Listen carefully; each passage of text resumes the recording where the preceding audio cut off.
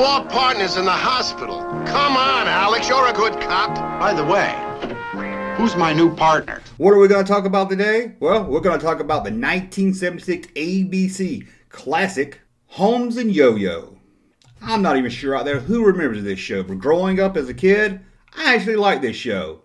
It's been ranked on TV Guide at number 33 as one of the worst television shows ever. But me personally as a kid in 1976, 1977, I enjoyed this. But then again, I was only about 5 years old. So I decided to go back to episode 1, the pilot episode, and rewatch Holmes and YoYo.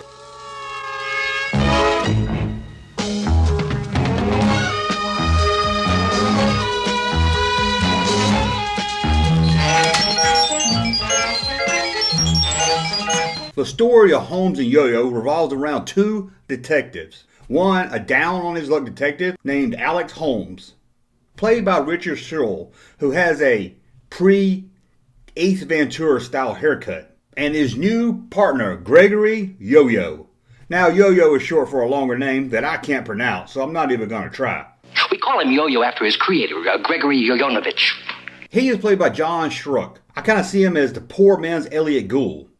I personally know this guy more from the Star Trek movies where he played a Klingon in at least 2 of the old Star Trek movies. YoYo is a young, naive, but good-natured new detective. And he has a secret that only a few know about. YoYo is an android. Holmes himself doesn't even know in the first episode that his new partner is a robot. The show ran for 13 episodes, 1 full season. And let's take a look at the very first episode that premiered in late 1976. The show opens with a very cheesy 70s intro, showing the 2 stars mugging for the camera. And believe it or not, this opening was the only thing that made me laugh hard. The opening scene shows our heroes racing from scene to scene, jumping from the car. After the first few times, it hits you. These scenes were done over and over again, every time Holmes leaves his car door open. To me, this felt like something from Naked Gun, and it made me laugh. And at the very end, it's revealed they're running to the bathroom. The show opens with Holmes and his current partner, Mahoney, relaxing in their parked car. I guess just waiting for a call, when they are rear-ended. Oddly, Mahoney's first reaction is to draw his gun, like he is about to open fire. This is not really played for laughs. Once out of the car to investigate, Holmes learns that the driver is a student driver, and that sends the laugh track erupting with laughter. I see. I'm learning the proper way to park a car. This isn't it. I, for the life of me, can't figure out what the joke is here. Is it because she's a student driver? It's like they put in a laugh track just for the fun of putting in a laugh track. As the driver and Holmes talk, the laugh track continues. It keeps going like we're watching a fine-tuned comedy routine. Yet, on the screen, nothing funny is happening. The 2 detectives are called to check out a report of a prowler at a local home. Why 2 plainclothes detectives were called to check out a prowler? I'm not really sure. It seems like they would have some kind of beat cops for that.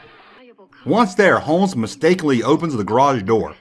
In doing so, we see one of the weirdest garage door opening mishaps ever, as a thief bolts out with his stolen car.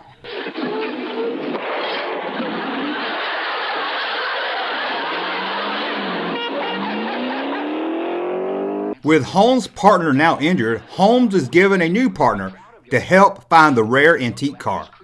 That partner is YoYo, a new field test experience who is a 427 mobile computer. He's a completely mobile computer. He has a photographic memory, a real photographic memory. Press his nose and a Polaroid photo comes out of his shirt pocket. Room outside.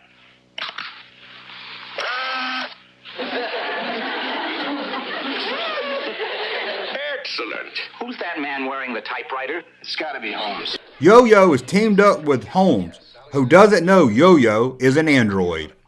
Despite his odd behavior and his tick of often repeating phrases over and over and over and over.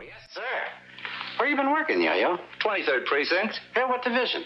The Bunko Squad. How long you been with them? The Bunko Squad. Yeah, how long you been with them? The Bunko Squad. 3 years. 4 years with the precinct. The new partners head back to the scene of the crime where Holmes tries to interview the car owner, Mr. Powers, who is upset at the timing of this as he's trying to watch 2 football games. His uncaring about his lost car really spoils the twist at the end of this show. When trying to conduct an interview, Mr. Powers can't stop using his remote to switch between the 2 football games. The remote somehow also causes Yo-Yo to turn and look at the TV with each click. This remote also seems to have the power of making the laugh track go off with each click. The joke here might be funny if done once or twice, but the joke goes on and on and on. What starts off as being a little funny just becomes very annoying very fast. The 2 move outside, the real scene of the crime, the garage. However, to enter it, Holmes must use the garage remote to open the door. Being that we already seen a remote control joke being overused less than 60 seconds before, you know it's gonna happen here also. Holmes presses the button on the remote, sending Yo-Yo spinning around like a broken garage door.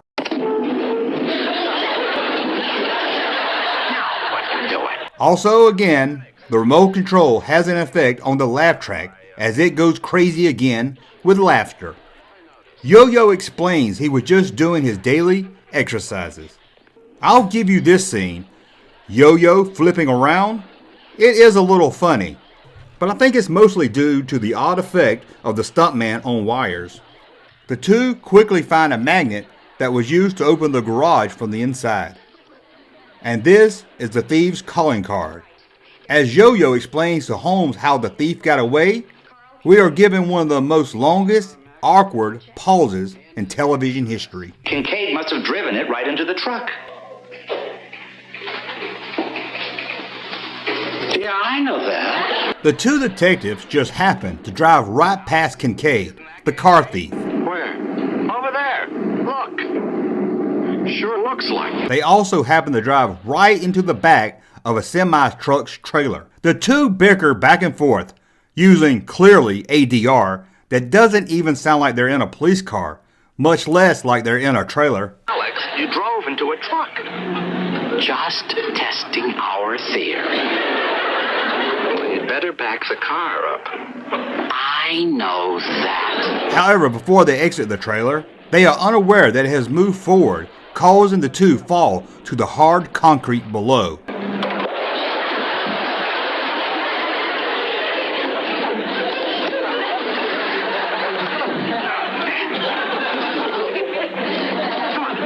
We better get going before Kincaid gets away.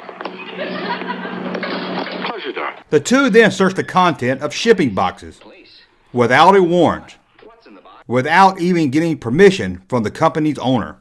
All it takes for the worker to open the crate is for Yo-Yo to ask him over and over and over and over and over and over again. I don't know. What's in the box? I don't know. What's in the box? I just work here. What's in the box?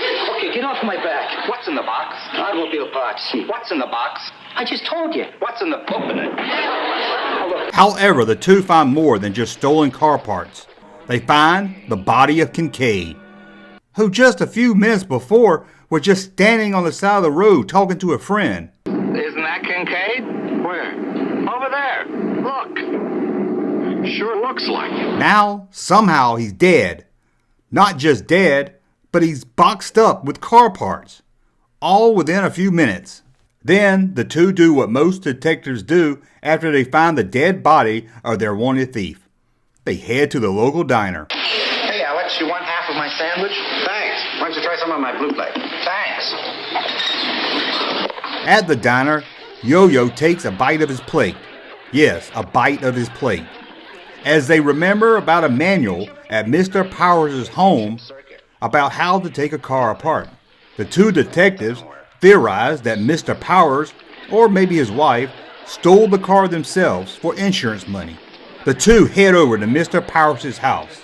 Once there, Yo-Yo uses his robot powers I guess. I'm not really sure. He seems to find out that Kincaid's fingerprints are on the manual. YoYo has the proof he needs, stating that Powers gave the manual to Kincaid, who used the manual to take the car apart to ship it. Then Powers killed Kincaid and took his manual back. Kincaid? I don't know any Kincaid. This book proves that you and Carl Kincaid were working together. You gave Kincaid the book so that he could take the car apart. Then after you'd killed him, you took the book back so that you could put the car together. I don't know what you're talking about. However, earlier when they interviewed Powers, the manual was already at Powers' house. What are you doing? Well, I was just going to check out this book. Assembly and Maintenance of Your Graham Beanie. Then we see Kincaid at the loading center without a book in his hand. Isn't that Kincaid? Where? Over there. Look. And minutes later, he's killed and stuffed into a shipping box. There's something I don't like. We also found the driver. Kincaid. This makes absolutely no sense at all. But in bad guy TV fashion, what does Mr. Powers do? Does he play dumb? Of course not. He pulls out a gun and makes a run for it. Stay where you are.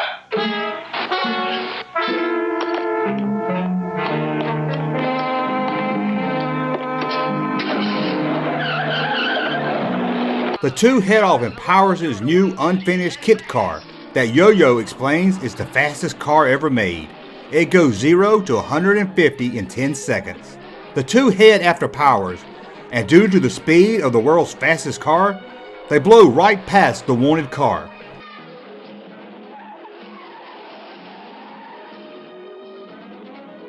That for some reason now has a long piece of yellow wood hanging on the side.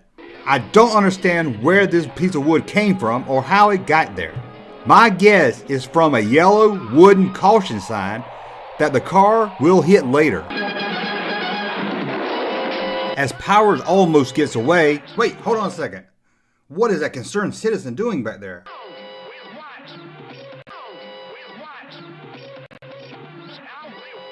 Out of nowhere, another car forces Mr. Powers up the side of a truck ramp. Who is the unlikely hero? It's the student driver from the beginning of the show. But it seems during the crash, YoYo was thrown from his car and is lying motionless on the road. Could YoYo be dead? Killed in the very first episode? Of course not. To help YoYo get air, Holmes unties YoYo's tie. Not knowing that this is how you access YoYo's control center. The door on his chest plate flies open, revealing to Holmes that YoYo is an android. And how does the shocked Holmes react to finding out his new partner and friend is a machine? This is how. You're not a person. And then we get one of the most corniest dialogues from TV. And we're both programmed, Alex. Each in our own way. Well, I'm sorry I malfunctioned. But I thought it was human to fail. Holmes quickly discovers that YoYo is bleeding. Wait, no, he's leaking. Leaking oil. He looks up for help and sees a car repair shop just across the street. He runs over quickly to tell Jay Leno that he needs 2 cans of oil, the best brand he has. Seeing this brings a tear to YoYo's eye. His new partner is more than just a partner, he's a new friend. Back at the office, the two finish up their reports. Holmes hard at work typing out his report as YoYo sits back with his typewriter plugged into the outlet on his chest as the report types itself. Holmes unplugs the typewriter and explains that he will keep YoYo's secret, and the two head off to have a nice cold soda from the nearby vending machine. That is until it takes Holmes' quarter. But don't worry, YoYo is there to plug the vending machine into his outlet, releasing not only cans and cans and cans of off-brand soda, but also weeks worth of coins, like a loose slot machine in Las Vegas. The two and the laugh track machine share a laugh as the show fades to the closing credits. There you learn the main villain, Mr. Powers, was played by character actor Alan Miller. However, this credit on Holmes and YoYo is mysteriously left off of his IMDb page. What are you trying to hide, Mr. Miller? Are you ashamed of your work on Holmes and YoYos? This show was considered one of the worst television shows ever. But is it really that bad? Yes and no. I've seen a lot worse, that's for sure. First off, rewatching this show, I think the first 10 minutes or so did work. Sure, it was stupid and corny in that 70s TV way, but that's not always a bad thing. The jokes might not have worked in today's television market, but for 1976, I can kind of see how it worked. At least some of the jokes at the beginning. However, after the first 10 minutes, it really starts to fall off the rails, and they use the same joke over and over again, where it just takes away from the humor. But this is a pilot episode, and it's hard to judge a TV show on a pilot episode. Because let's face it, most first episodes not that really good. The writers, the actors are still trying to learn the characters. So this show might could have grown into something given more than just one season. Starting to watch this episode after reading about how bad it was, I thought it was going to be a lot worse than it was. Again, I've seen a lot worse television shows that gets a lot more than one season. So it's not the worst thing on television by far. I think if they aimed it for a much younger market, and I mean a much younger market, like preteens, that it would have succeeded. If this came on the afternoons on a Saturday, I think I would have watched it at least until I was about 11 or 12. I liked the concept, and it was new at the time. Well, this has been That Junkman with a classic TV review. I hope you enjoyed this, so we'll do more. Thank you very much. We'll be back very soon. Hey, Junkman channel popping though. Thank you, sir, for that unsolicited testimony.